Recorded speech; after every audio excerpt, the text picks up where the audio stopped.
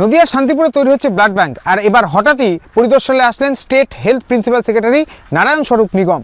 এদিন নদিয়ার শান্তিপুর হাসপাতালের বিভিন্ন পরিকাঠামোগত বিষয় এবং তার সঙ্গে সঙ্গে ব্লাড ব্যাংকের যে কাজকর্ম চলছে তা কিন্তু খতিয়ে দেখতে আসলেন স্টেট প্রিন্সিপাল সেক্রেটারি হেলথ।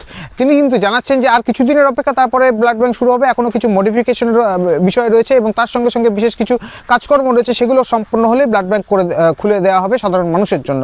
অপরদিকে শান্তিপুরের হাসপাতালের পরিকাঠামোগত বিষয়েও তিনি জানাচ্ছেন যথেষ্টই উন্নত পরিষেবা চালাচ্ছে, আর যা বেশ কিছু অসুবিধা রয়েছে তা অতি শীঘ্রই সেগুলোকে যাতে ঠিক করা যায় সেদিকেও তারা লক্ষ্য রাখবেন। তবে হঠাৎ এই পরিদর্শন তার রীতিমতো কিন্তু মনে করা হচ্ছে যে আর হয়তো কিছুদিনের অপেক্ষা, কারণ কিছুদিন আগে দিল্লি থেকে লোক এসেছিল এবং আজ আবার প্রিন্সিপাল সেক্রেটারির আসা, সুতরাং মনে করা হচ্ছে যে অগ্রগতির দিকে এবং প্রায় রীতিমতো উদ্বোধনের দিকে এগোচ্ছে শান্তিপুরের ব্লাড ব্যাংক।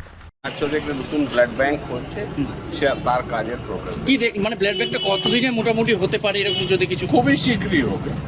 কাজটা আপনারাই দেখতে পাচ্ছেন প্রায় কমপ্লিশন দিকে, পুরো প্রসেসিং কমপ্লিট অলমোস্ট। এটা একটা তো খুব সায়েন্টিফিক ব্যাপার, একটা লাইসেন্সিং কন্ডিশনসগুলো আছে, কিছু কিছু সামান্য মডিফিকেশন করতে হবে, সেই কাজগুলো চলছে, হয়ে গেলেই চালু। হাসপাতালে অন্যান্য পরিকাঠামো সেটা কি হসপিটাল পরিকাঠামো আপনারা দেখতে পারেন, ভালো করে ওয়েল মেনটেন্ড আছে, ওপিডি চলছে, আইপিডি চলছে, ল্যাব টেস্টগুলো হচ্ছে, ঠিকই কাজ করছে। আরও ইমপ্রুভমেন্ট আরও করা যাবে ভবিষ্যতে। অ্যানাস্থেসিসের একটু সমস্যা ছিল, প্রবলেম চলছে ওখানে 24 ঘন্টা।